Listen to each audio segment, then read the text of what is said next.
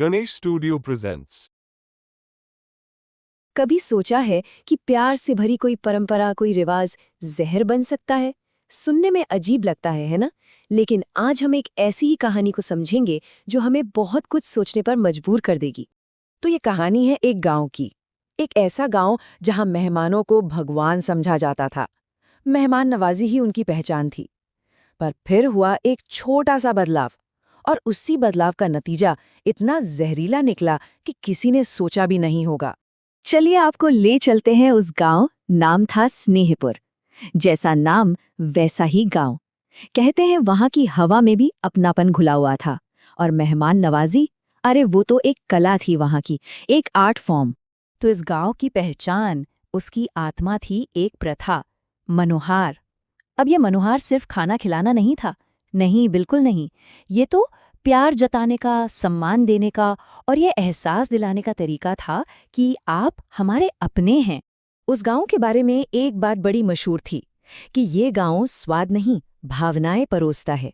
मतलब सबसे जरूरी चीज खाना नहीं, बल्कि वो इमोशनल कनेक्शन था, वो दिली जुड़ाव। सब कुछ कितना अच्छा था, है ना? पर अब कहानी में एक मोड़ आता है। देखते हैं कि कैसे ये इतनी प्यारी, इतनी खूबसूरत परंपरा एक मामूली सी खांसी की दवा की वजह से बदलने लगती है। ये सब शुरू हुआ हरिराम नाम के एक किसान से। उसे एक खांसी थी और उसे एक दवा मिली। दवा थी तो बड़ी मीठी और असरदार भी, पर उसके साथ एक बहुत जरूरी चेतावनी भी जुड़ी हुई थी। वैद्य जी ने साफ साफ कहा था, दिन में बस 5 ml, इससे ज्यादा खतरनाक है। लेकिन उस दवा का जो मीठा स्वाद था और उससे जो हल्का सा खुमार चढ़ता था, उसे नजरअंदाज करना बड़ा मुश्किल था। तो अब सवाल ये है कि एक मामूली सी दवा पूरे गांव की पहचान कैसे बन गई? कैसे मेहमान नवाजी का प्यार जबरदस्ती में बदल गया? चलिए इसी को समझते हैं। देखिए ये कैसे बढ़ा।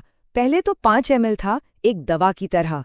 फिर वो 10 ml हो गया, एक मजेदार चीज की तरह। फिर 20 ml, एक सामाजिक रस्म बन गई। और देखते ही देखते पूरी की पूरी बोतल पिलाना एक जरूरी परंपरा बन गई। सोचिए, 5 ml से पूरी बोतल तक का सफर। और बस कुछ ही समय में इस केमिकल वाले सिरप ने गांव की पारंपरिक दही जलेबी की जगह ले ली। अब ये नई मनोहार थी। और हालत ये हो गई कि अगर किसी ने इसे पीने से मना कर दिया तो मतलब उसने गांव की संस्कृति का अपमान कर दिया। सच्चा प्यार, सच्चा स्नेह, सब खत्म। उसकी जगह ले ली सोशल प्रेशर ने। और यहीं पर हमें रुककर सोचना पड़ेगा, क्या ये सच में कोई संस्कृति थी, या फिर ये बस एक जबरदस्ती की आदत बन गई थी? एक ऐसी आदत जो सेहत को नुकसान पहुंचा रही थी। ऐसा लगता है कि गांव वाले असली संस्कृति और एक अंधी रस्म के बीच का फर्क ही भूल गए थे। कहानी में ट्विस्ट तब आता है जब पास का एक गांव सत्यग्राम स्नेहपुर की इस बिगड़ी हुई परंपरा को सबक सिखाने का, या कहिए कि उन्हें आईना दिखाने का फैसला करता है। होता ये था कि गांव के जो पुराने लोग थे उन्हें तो इसकी आदत पड़ चुकी थी, लेकिन जो नए मेहमान आते थे या जो नौजवान थे, इस जबरदस्ती की मेहमान नवाजी से उनकी हालत खराब हो जाती थी। चक्कर आना, उल्टी होना, ये सब आम बात हो गई थी। और तब सत्यग्राम के बुजुर्गों ने एक ऐसा सवाल उठाया जिसने स्नेहपुर वालों की बोलती बंद कर दी। उन्होंने पूछा, अच्छा अगर खांसी की दवा पिलाना मेहमान नवाजी है तो फिर उल्टी की दवा पिलाना क्यों नहीं? क्या जबरदस्त सवाल था। तो सत्यग्राम वालों ने क्या किया? जैसे को तैसा।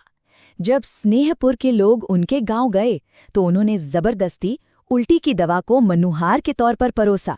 तब जाकर स्नेहपुर वालों को समझ आया कि वो दूसरों के साथ क्या कर रहे थे। उन्हें अपनी ही दवा का स्वाद चखने को मिला।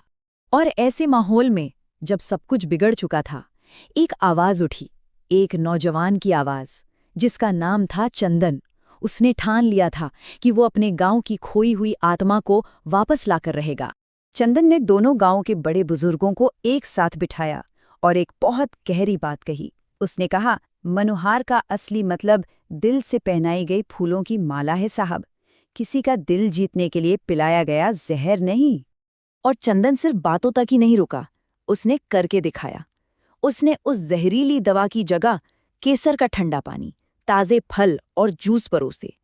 मतलब ऐसी चीजें जो शरीर और मन को शांति दें, न कि कोई केमिकल रिएक्शन। चंदन की उस एक पहल ने पूरे गांव की सोच बदल दी।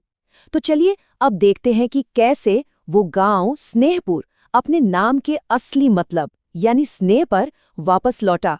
तो अब ये फर्क साफ देखा जा सकता है। असली मनोहार और उस बिगड़ी हुई रस्म में कितना बड़ा अंतर था।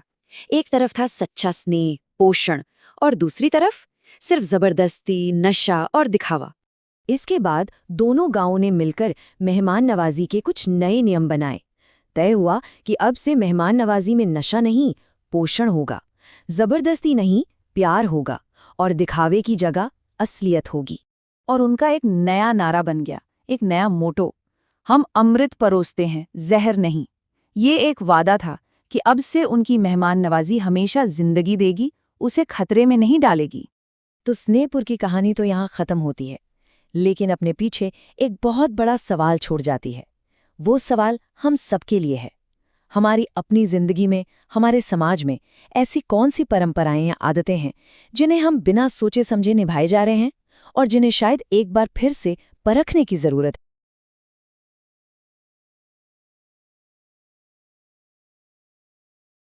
लाइक, शेयर और सब्सक्राइब करें।